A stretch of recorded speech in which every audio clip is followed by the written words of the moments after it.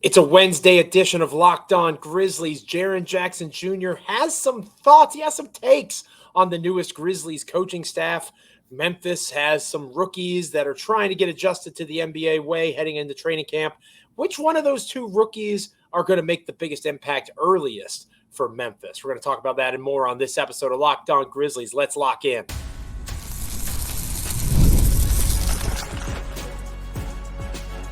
You are Locked On Grizzlies, your daily Memphis Grizzlies podcast, part of the Locked On Podcast Network, your team every day. It is a wild and wonderful Wednesday edition of Locked On Grizzlies. We are so thankful to have you with us wherever you're checking out the show. It is I, Joe Mullinax, joined by my co-host, Damichael Cole of the Commercial Appeal there in Memphis, Tennessee. We are very excited to have you with us each and every time an episode drops, but especially on this Wednesday edition of Locked On Grizzlies. Today's episode is brought to you by Gametime. Download the Gametime app, create an account, and use the code LOCKEDONNBA for $20 off your first purchase. We are free and available here at Locked On Grizzlies as proud members of the Locked On Podcast Network, your team each and every single day. Like, comment, rate, review, subscribe wherever you get your podcasts. Check us out on YouTube. That audience continues to grow. I don't know if you saw it or not, Damichael, but we had a couple nice comments yesterday. Love this show. Love this pod. They just like when we get angry. I'm convinced that's when we get the greatest love from our audience. Although a couple other people in the YouTube comments agreed with Taylor Jenkins being 17th overall, to which I reply, nay, negative, niet. Ridiculous on all counts. Erroneous. Yeah, it is year 6. I'm sure there are some people out there that are they're firing up. Their seats are a little bit hotter, but you would think so. We'll but anyway, talk about that. Yeah. We appreciate everybody chiming in on YouTube. It is truly, whether you agree with us or not, it is truly a part of the process. But we also want you to be a part of our process where all the audio podcasts are, right? Apple, Spotify, Amazon. Make us a part of your Memphis Grizzlies and NBA content consumption, not just on YouTube, but also wherever you get your audio podcast. Damichael, it was a fun episode yesterday. And today's episode is driven once again, thank goodness for you, partner, Memphis Grizzlies beat writer of the Commercial Appeal there in Memphis, Tennessee. You were at an event which the social studies teacher that you work with, appreciates, a Get Out the Vote campaign that Jaren Jackson Jr. of the Memphis Grizzlies, a leader, the veteran leader of the organization since he's the longest tenured Grizzly at this point. He hung out with the Rooks and got them registered to vote, which I thought was a nice thing. And Jaren, when available like this, gets asked about things that are Grizzlies related. And he had some interesting thoughts on the new assistant coaches that you wrote about for the Commercial Appeal. Yeah, it's always funny to catch up with Jaren, after stuff like this, simply because he is, we talk about it a lot. Like when it comes to Grizzlies players who are in the community, like if he hasn't already, he's going to win another one of those like community awards, in the NBA. Like he is heavily involved in a lot of things, and it's different things. In this case, we're talking voter registration. Today he's going to be at a school, and he's going to do some things at a school with some kids, and then I'm sure later on in the year he's going to get involved with stuff like Girls Inc., Boys and Girls Club, all these different groups and things like that. But Jaren is great at those stuff. He's great with the community events. We know the advocate that he is when it comes to things like, voter registration. He's a part of the National Basketball Players Association. He's the vice president, as you mentioned on yesterday. And then on top of that, it's where he comes from. His dad being in the NBA, his mother, being involved in NCAA boards before. Now, with the WNBA Players Association, she's involved over there. So they done a good job of kind of prepping him for those type of roles. And now it's almost like the leadership thing has come a little bit natural for him. So he has become, and I always laugh when I start to say stuff like this, because Jaren is very media savvy. And sometimes like it's almost like, Jaren, we're not even trying to trick you. And he'll be like, I'm going to say this because I know where y'all are going with some of those questions. It's like, no, Jaren, it's a straightforward question. But not everything's a trap, Not everything's a trap. He's a very media savvy guy, though. We laugh about it and stuff all the time. But So when it came to talking about the assistant coaches, one of the first things he said was, "I'm not going to tell you what we're doing." But it was like, I'm not asking you what you know. I know the game, but he said something that I thought was, kind of appeasing for the fans to hear. The first thing that stood out to me is he's already gotten to know these coaches a little bit. And, sometimes that happens. Sometimes that doesn't. Sometimes these guys go into preseason camp, and that's probably the second conversation that they've had, with these type of coaches. But in this case, Jaren basically said, I'm familiar, right? I'm familiar with these guys and whatnot. So he basically called them smart. Another thing he said, the new coaches, they're in sync with Taylor Jenkins. They're on point. And that was something that kind of stood out to me as well. But if you get into the quote of what he said, he basically said that I can't wait for everybody to see it because it's going to be nice. So I'm sure we're going to hear our fair share of this, Joe, where people are probably going to hype up, the new assistants, what they're going to bring to the table. But Jaren Jackson Jr. said it's going to be nice. It's going to be nice. I do think that sometimes things get monotonous to the point of the folks on YouTube who said that Taylor was the 17th best coach in the NBA, which still is ridiculous to say out loud. Yeah. But I do think that to shake things up is not necessarily a bad thing. And I think that's what Jenkins has done with these new assistants. New eyes, right? There's really a lot of value when you bring new people into your organization that haven't been around, that haven't been attached. You might have a preconceived notion about how you can use somebody like Jaren Jackson Jr. or how you can use John Morant offensively. You may view him through a lens that is now biased because you've been around so long, and you replace that person with someone else who sees them in a whole new light that doesn't have that baggage. I think that it can lend itself to internal improvement because you're seeing things from a side of the coin that maybe hasn't been thought of quite yet because – again, you can get comfortable, right? It feels like this shift has probably shaken people a little bit, and it's the right kind of uncomfortable. It's making them kind of reevaluate how they do things. Yeah, and I think it's a good thing. Change is always good. I got one question, Joe, and sometimes we got to play devil's advocate in these situations because it's easy to say, you're getting a new, refreshing look at some things. The offense is going to get, emphasized and different. We know some of these guys. We talked about the emphasis and some of the coaches that they're bringing in on player development, whether it's like a guy like Jason Marsh who comes from, the G League hustle head coach, or guys, that come from certain teams where they work with certain superstar players and help their developments, things like that. But here's my question. I mean, we know that Taylor Jenkins is the key configurator of this defense. But when you let go of pretty much everyone else on the staff, I'm wondering if one of the other assistants were probably, whether it was a Brad Jones, whether it was Vitaly Potapinko, whoever the case may be, if there was an assistant who was pretty much his second-hand man defensively, is there going to be an impact there? Like, is it too much for us to say, Taylor Jenkins has the defense? He's got it.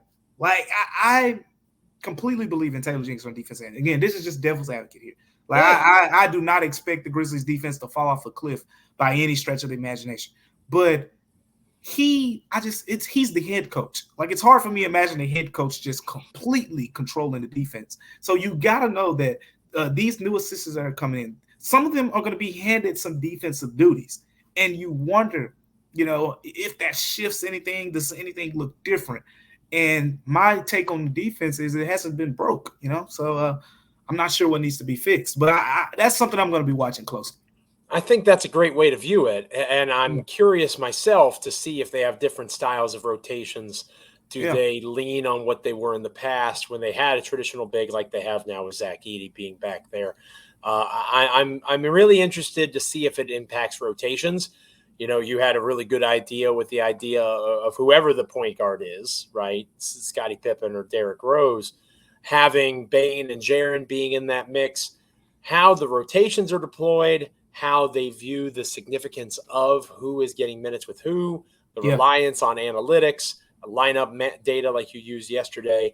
anytime you have that much overturn, the way the practices are run is probably going to look a little bit different. It's definitely going to look different. Because you're exactly right that there is only so much that a head coach can do. There's only so much time in a day. When you're the head coach, you have to delegate. What that delegation looks like on a new staff is going to be really interesting to watch. So let's Michael and I go ahead. Taylor's very good at doing that. That's the one thing people as we get to those first 3 or so preseason practice. I'm going to be out in Nashville, so nice. We'll have some kind of intel as it's going on, but that's going to be the big adjustment that no one outside of the building is really talking about right now. But if you know how the Grizzlies practice, Taylor Jenkins got it from Mike Budenholzer. We talked about it on the show where he pretty much delegates the practice. We're like, hey, this coach works with these guards. This coach works with these ball handlers and playmakers. This coach works with these forwards. This coach works with these bigs. Now pretty much all of it. Potapinko used to work with the bigs. He's gone. Now you're going to have a new face working with Jaren Jackson Jr., Zach Edey, Brandon Clark, and those guys. Scooney Penn used to work with the point guards. He's gone. Darko Rajkovic used to work with Desmond Bain, Zaire Williams, and those guys.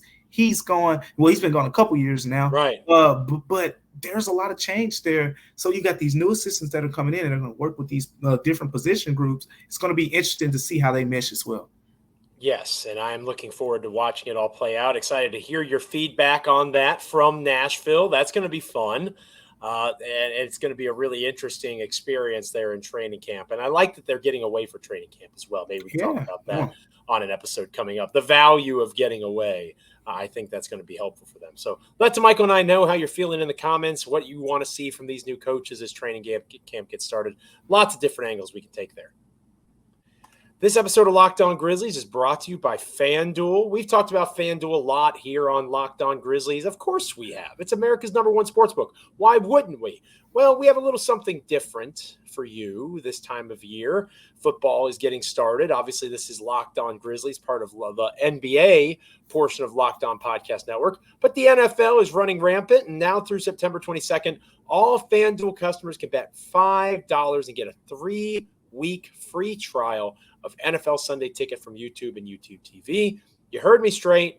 3-week free trial with a $5 bet. Then with a YouTube TV base plan, you'll be able to watch every regular season Sunday afternoon out-of-market game. All you need is a Google account and a current form of payment, and you can cancel at any time. Just visit FanDuel.com and go download America's #1 sportsbook today.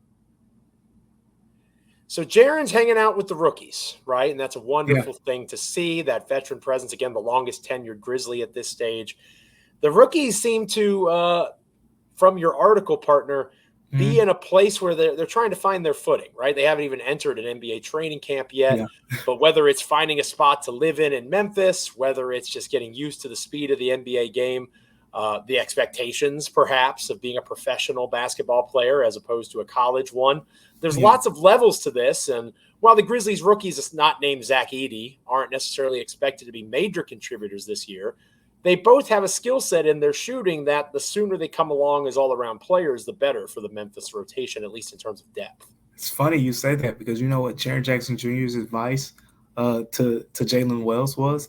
What was that? It was very simple. And I laughed because, like, I know Jaren pretty well at this point. And, like, Jaren isn't like a big, like he's not going to say a bunch of words when he does like these public speaking things. Like, he's just very straight to the point. And he basically tells Jaylen Wells, he's like, well, you know, it's good that you're a shooter because if you keep shooting the ball like that, it's going to make your development and your transition to the league much easier.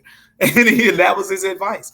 But, the rookies are starting to come along. And now I think, you know, after talking to Jaylen Wells today, yesterday, talked to Jaylen Wells, and what I've gathered is now we've seen all 3 of the rookies have their moments where other players on the team have kind of taken them in. And that's what you want to see happen before training camp. And now we have examples of that, whether it was Zach Edey, you know, I mean, you talked about it from that perspective with Zach Edey, him working alongside of Ja Morant, right? Going down there, being invited to Texas to work out and actually going. And, you know, like I heard he looked good down there. Like he looked good, Joe. So, you know, they're enjoying it. But even beyond that, right? Cam Spencer. Yeah, I talked about it a little bit as well. Luke Kennard, having some conversation with him, just off the court stuff. Like, oh yeah, he's a golfer, right? Them talking about doing shooting drills together. Like the competitiveness is already building up, but it's gradually, and as Derrick Rose likes to say, Derrick Rose always says, you want these things to come together organically. Sure. And when you hear things like, oh yeah, Zach Edey, because of already built-in connections with people around Ja Morant, going to work out with him. Cam Spencer, oh, you like golf? Well, guess what? I'm Luke Kennard. I like golf too. And Santi Aldama likes golf. And John Conchar like golf. Come golf with us. Like, you got those easy, organic ways to build into relationships. And in this case with Jalen Wells, he hasn't been around them much, actually. Like, Jalen Wells didn't go down to Dallas or anything to work out with the guys. He's mainly spent this time up in Washington, over the summer, working out and getting adjusted there. But I saw him yesterday, and Jaren Jackson Jr. is patting him on the back, and they're walking side by side, having a little small talk. And I'm talking to Jaren about it, and Jaren's having fun with him, and you could tell like he's helping him get adjusted along. So it's good to see those rookies coming along even before camp. Of course, this is like probably going to be, you know how this goes. There's probably 7 steps to this thing over the course of the season. But we're seeing the first step take place where players on the team are going out of their way to organically build these relationships with these guys. And the key word there is organic, right? It can't be forced. It has to be something that happens over time. It has to be in a level of investment, not necessarily financially, but in terms of the time spent. These guys are pulled in all sorts of different directions, right? Like Derrick Rose has a wife and kids. Everybody has different interests, different things going on outside of basketball. That's one of the reasons that trip away to Nashville is going to be so important. Yeah. Even in their off time, they're going to be spending time together. Right? Like they're going to go out to team dinners. They're going to hang out with one another. It is meant to be an opportunity, whether it's with a new coaching staff or whether it's with the several new members of the team via rookie class, getting them indoctrinated with what the Grizzly standard is. You hear Taylor Jenkins talk about that all the time. That has to be taught. That's not something that you can just absorb through osmosis. You have to experience it. And part of that experience is getting to know people and developing those relationships. You can't fake that. So it's good to hear them acknowledge that. It's exciting in that way. I do think that it's really going to be interesting to see Jalen Wells in particular, and we'll talk more about this in our last segment.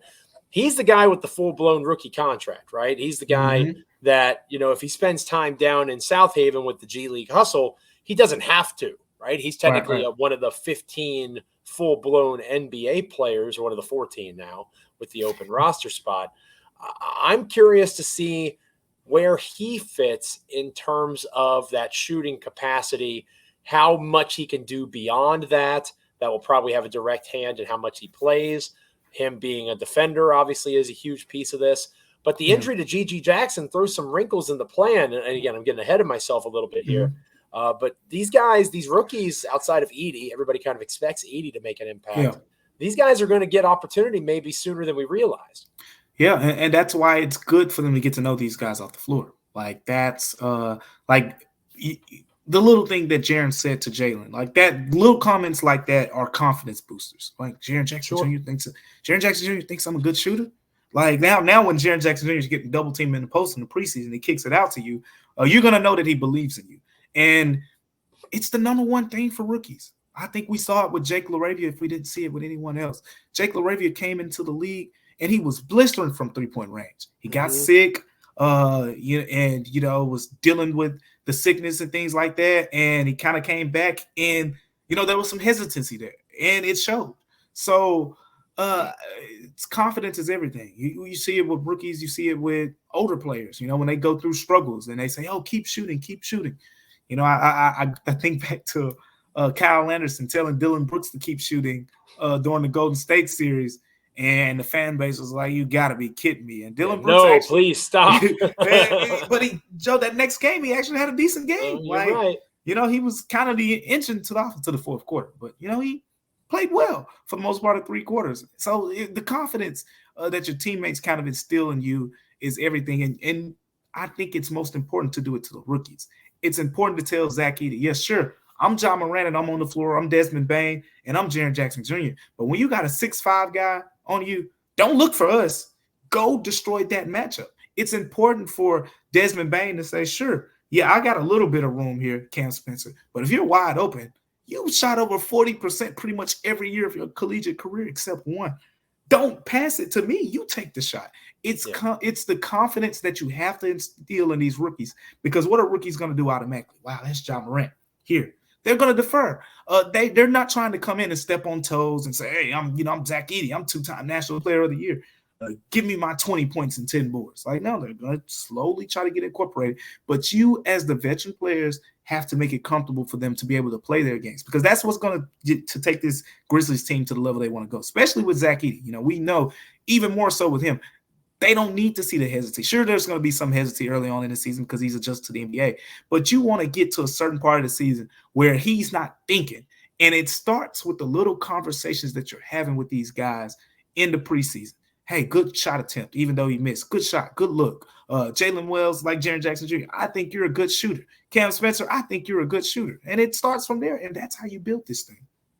Confidence, especially for guys that have always been the guy, right? They've always been the best players on their team.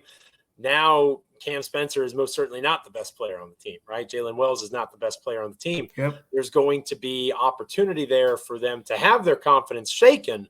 To have teammates that are going to kind of pick them up when they fall is extremely valuable. We'll talk more about these guys, but I want to remind everyone that there is a wonderful podcast known as Locked On NBA that you should be checking out after Locked On Grizzlies. All the great content covering East and West, up and down, North and South throughout the National Basketball Association. Analysis, news, each and every time an episode drops of Locked On NBA, you should be making it your second listen or your second watch after Locked On Grizzlies. This episode of Locked On Grizzlies is brought to you by Gametime. Big fan of Gametime. I know Damichael is as well. We're both fans of going to live events, live sporting events, music with concerts, theater, comedy, all sorts of amazing things that you can go and catch, thanks in large part to Gametime. And Gametime is going to help us make more memories moving forward as the year grinds along.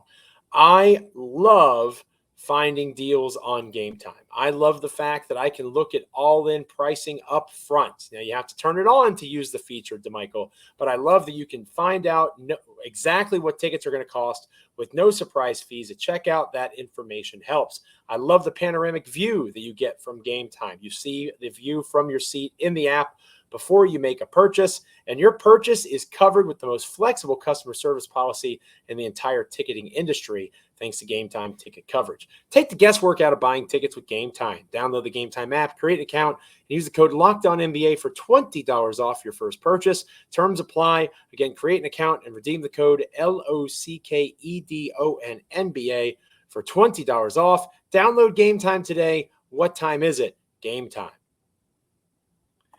Damichael, we've been talking about Cam and Jaylen, right? Cam Spencer, Jaylen Wells.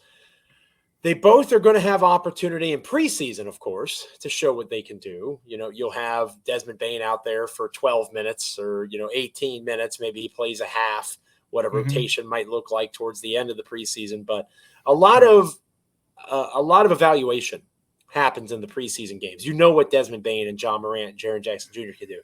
You have no idea what Jaylen Wells and Cam Spencer are as NBA players. You have an idea of what you think they could be, but you want to start seeing that potential become reality. We mentioned how Wells is on a full-blown NBA contract. That's an advantage for him. If he spends time in South Haven, it's not because he has to.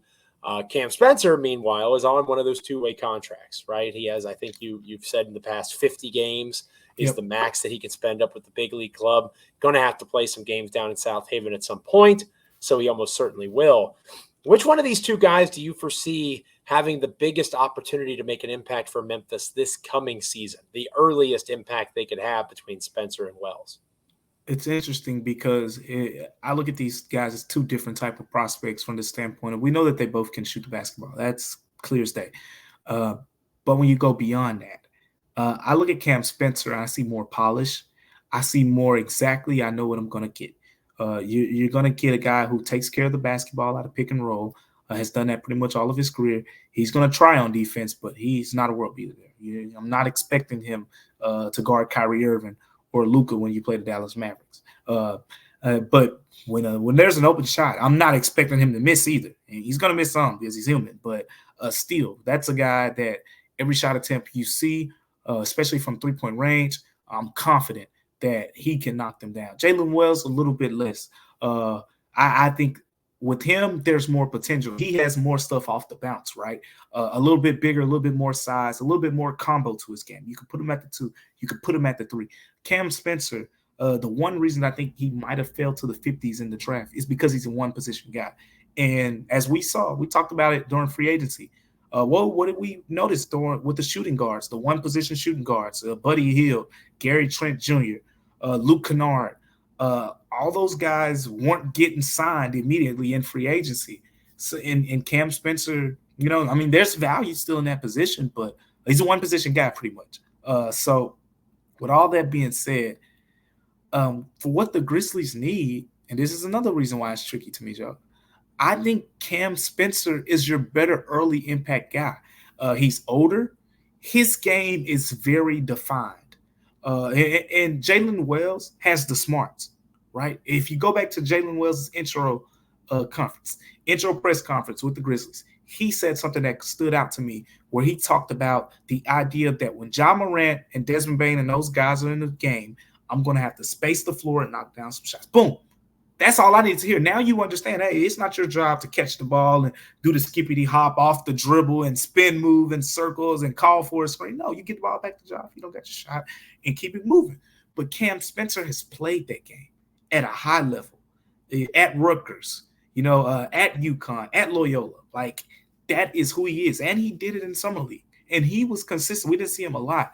I think from that standpoint where, let's say, Luke Kennard or Desmond Bane were to miss 2 games. We don't have to get outrageous with it. Let's say one of them misses 2 games. And if it's Dez, you just throw Luke Kennard in the starting lineup and you can survive that way for a decent amount of time. And then you say, hey, Cam Spencer, you can be our backup too, and you still get a high level of shooting, a guy that's going to play connector. He's going to give you some secondary playmaking. Whereas Jalen Wells, I think there's like a year from now, there's more upside potentially there. But I think with Cam Spencer, he's more defined as a shooter, and that's pretty much what these guys are going to have to do right now. Like a lot of what Jalen, if you go back to Summer League, it's very easy to point out which game was Jalen Wells' best game. It was the game when none of the top guys played. And Cam Spencer's best games were when everybody was playing.